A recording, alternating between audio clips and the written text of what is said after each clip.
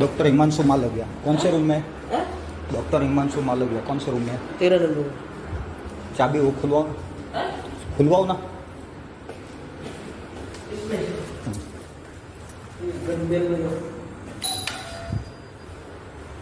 आप मैनेजर हो ना?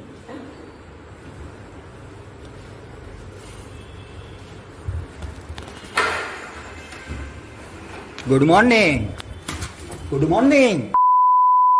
हाँ शीतल,